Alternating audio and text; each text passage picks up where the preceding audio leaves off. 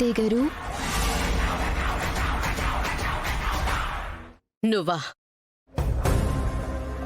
నువ్వు నా దగ్గరికి ఎందుకు వచ్చావు? తల్లి దగ్గరికి బిడ్డ ఎందుకు వస్తుంది అత్తయ్య గారు?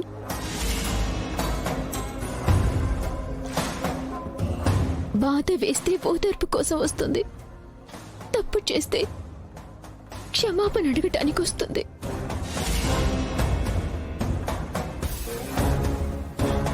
నన్ను క్షమించండి అత్తయ్య గారు.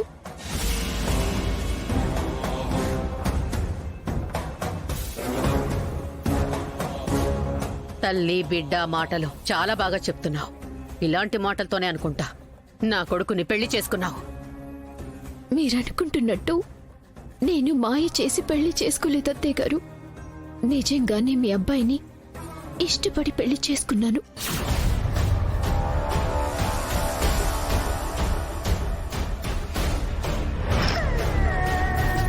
ఆల్రెడీ పెళ్ళైన వాణ్ణి, తాగుడికి అలవాటైపోయిన వాణ్ణి ఇష్టపడి పెళ్లి చేసుకున్నావు అంటే నేను నమ్మాలా?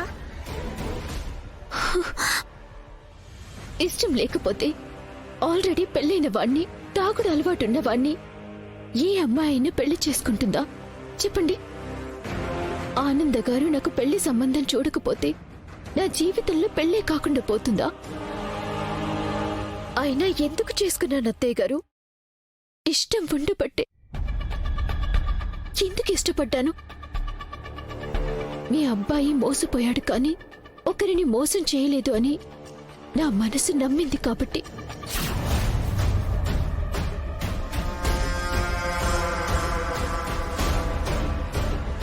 మేము చేసిన తప్పల్లా ఒకటే అత్తయ్య గారు.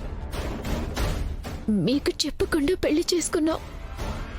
అక్కడికి మీ అబ్బాయికి చెప్పాను. మీ పిన్ని గారు ఇలా మాటిచ్చారు అని చెప్పాను. మీరేమీ నమ్మక్కర్లేదు, కావాలంటే మీ పిన్ని గారిని అడగండి అని కూడా అన్నాను. ఆవిడ దగ్గరికి వెళ్ళి అడగండి, అంతకు కావాలంటే అప్పుడు పెళ్లి చేసుకుందామంటే అని చెప్పాను.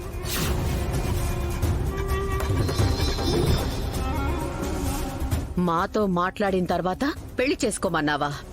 అవునత్తయ్య గారు, కానీ మీ అబ్బాయి గారే ఏమీ అవసరం లేదని చెప్పి నాకు ఇంకొక మాట కూడా మాట్లాడే అవకాశం లేకుండా తాళి కట్టేశారు.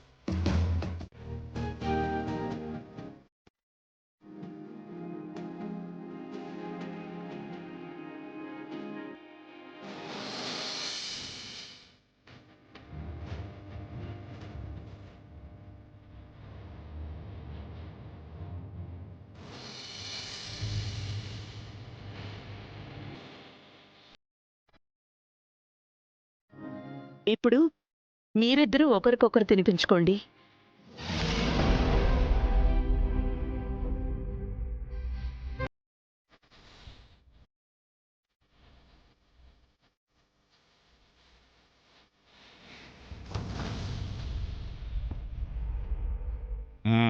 సిగ్గుపడతావేంట్రా దర్శన్? తినిపించరా అమ్మాయికి? తినిపించల్డు. నువ్వు చూపించే ప్రేమకి మా అమ్మాయి బాబోయ్ నీ ప్రేమకు దండం అనేయాలి.